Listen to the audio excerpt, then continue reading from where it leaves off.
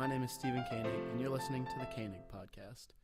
With me today is Dr. Ian Watt, and we will talk about child labor in the 21st century and compare this to the age of industrialization, also known as the Victorian era.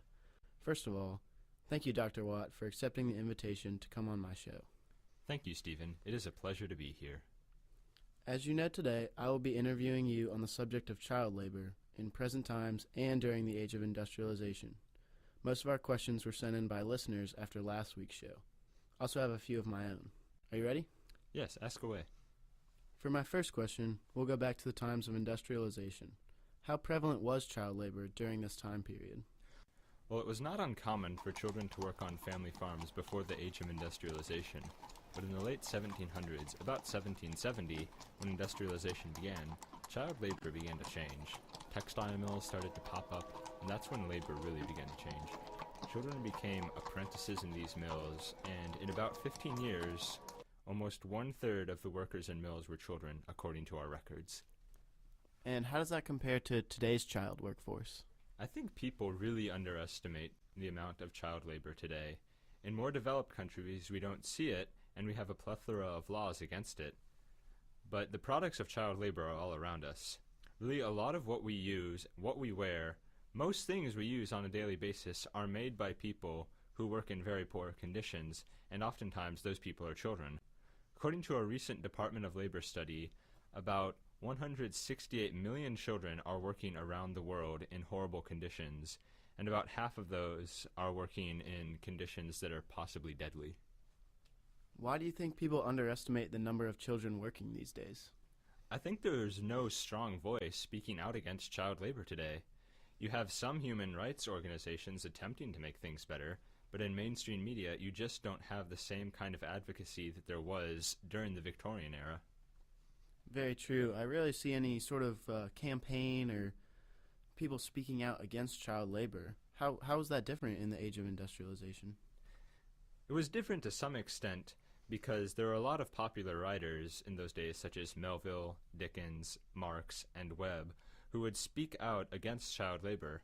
Since industrialization changed the working environment so much, all of this stuff was very new, so it was a hot-button issue back in the day. Back then, writers were a big deal, even more so than they are now because we have radio and television that distract us from writers. But back when writers were the only people who disseminated information, they had a strong voice and people listened. I have a few things sent in to us by listeners here about Dickens and Melville. Neither of them really appreciated the child labor, did they? No, they really did not, and they didn't miss an opportunity to speak out against it either. They'd publish things in magazines like Harper's and Household Word, and a lot of people read these things. Dickens was fascinated with mills and wrote a couple of pieces on them. Not all of it was against the mills. Some works describe the product of the mills as being very good. He describes the transformation of rags to paper and is highly impressed with the whole thing, but he really did not like the idea of children working in the mills. Melville was the same way, really. They weren't pleased with the conditions workers were in at the time. I can't imagine that anyone really was. Well, some people didn't blame the mills. Elizabeth Gaskell instead blamed the lower class, saying they made the problems for themselves rather than saying the problems stemmed from the working conditions. That's the kind of debate we just don't have today. You're right. It's kind of taboo. Nobody really wants to talk about it, and I think we all are aware of it, but we don't talk about it at all. We don't discuss it.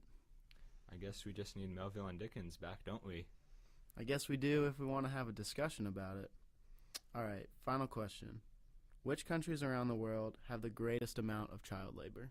Well, I think an easy answer would be to say developing countries with large amounts of population, more specifically China, India, Pakistan, Bangladesh, the Philippines, and so on.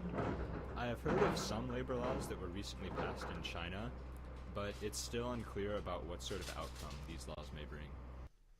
Well, if you hear anything more, please contact our show, Dr. Watt. We would love to have you back on the show.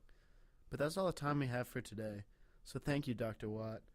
You had great insight into our topic today, and I enjoyed talking with you. Thank you, Stephen. It was a pleasure talking with you as well, and I enjoyed being on your show.